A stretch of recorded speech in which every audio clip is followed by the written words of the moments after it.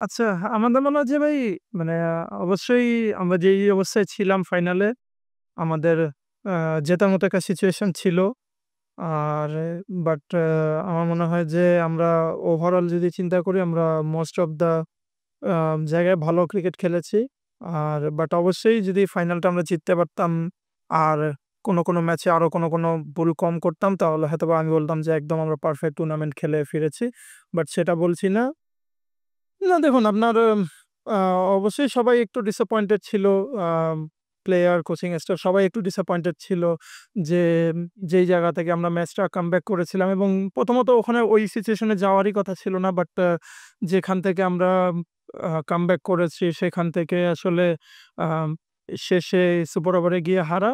এটা অবশ্যই সবার জন্য হতাশাজনক ছিল। বাট আমরা চেষ্টা করেছি যে আমাদের সর্বোচ্চটা দেওয়ার। বাট শেষ পর্যন্ত হয়ে ওঠেনি। টানা তৃতীয়বার অর্জন করেছে দেশের সেরা সুপার ব্র্যান্ড স্বীকৃতি বসুন্ধরা টিস্যু।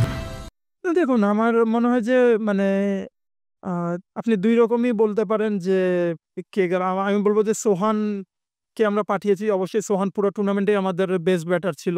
তো সোহানকে ওই জায়গা থেকে পাঠানো এবং আ ওই সময় মনে হয়েছে যে পার্টিকুলারলি আ আপনার সাকলাইন খুব ভালো টাচে ছিল ওই ম্যাচে। আম আপনি যদি চিন্তা করেন আমাদের অলরাউন্ডার অনেকগুলোই ছিল। পুরো টুর্নামেন্টে সাকলাইন বা আ রাকিবুল, মৃত্যুঞ্জয় বা রনি ভাই ওরা ব্যাটিং করার সুযোগ পায়নি। ওই ম্যাচেই সুযোগ পেয়েছিল ব্যাটিং করার লম্বা মানে একটু সময় ধরে।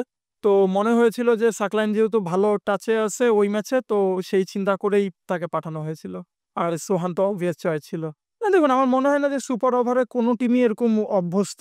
কারণ সুপার ওভার আপনার হয়ই কালে ভদ্রে। বাট এটা খুবই রেয়ার কেস যে আমরা টানা ২ টা ম্যাচ সুপার ওভার খেলেছি। তো আ আমার মনে হয় যে ১ম ম্যাচে যেটা বললেন যে ১ম ম্যাচে তো মানে আসলে ১ রানই টার্গেট ছিল। আর ২য় ম্যাচে যেটা আমি বলব যে হয়তোবা আমরা আ আপনি দেখুন সুপার ওভারে আপনি যখন যাবেন আপনাকে শটস খেলতেই হবে।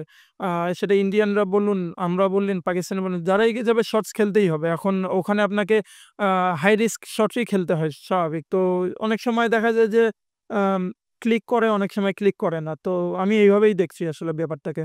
না দেখুন আমরা যখন টুর্নামেন্ট যখন শুরু করি বা টুর্নামেন্টে যখন যাই আপনি যদি আমাদের টিমটার দিকে তাকান আপনি বলবেন মানে দেখবেন যে আ আমাদের টিমে ২ টা প্লেয়ার আছে যারা আন্ডার 19 খেলবে নেক্সট ইয়ার ইনশাআল্লাহ। তারপরে আ ২-৩ জন আছে যারা ১ম বার মানে যেকোনো লেভেলে বাংলাদেশের হয়ে ১ম প্রতিনিধিত্ব করলো। তো তাদের জন্যও গ্রেট এক্সপেরিয়েন্স ছিল। আমি বলব যে ওভারঅল যদি বলেন যে অ্যাজ এ টিম আমাদের মানে এক্সপেকটেশন আর রিওয়ার্ড কি ছিল? আমি বলব যে আ আমরা আলহামদুলিল্লাহ মোস্ট অফ দ্যা পার্টেই ভালো ক্রিকেট খেলেছি অ্যাজ এ গ্রুপ। আর যেটা বললেন যে হ্যাঁ, বেশ কিছু উল্লেখযোগ্য পারফরম্যান্স ছিল যেটা আমরা সবাই জানি। তো আমি বলব যে ভালো একটা টুর্নামেন্ট ছিল। দেখুন আসলে ওই মোমেন্টে কি হয়েছে আমি নিজেও জানি না। ওটা কেন করেছি এটার আসলে কোনো ব্যাখ্যাও নেই আমার কাছে। ওটা জাস্ট হয়ে গিয়েছে। বাট অবশ্যই যেই ভুলটা আমি করেছি ওটা মানে একদম আমি বলব যে আন্ডার 12 এর বাচ্চাদেরও ভুল না।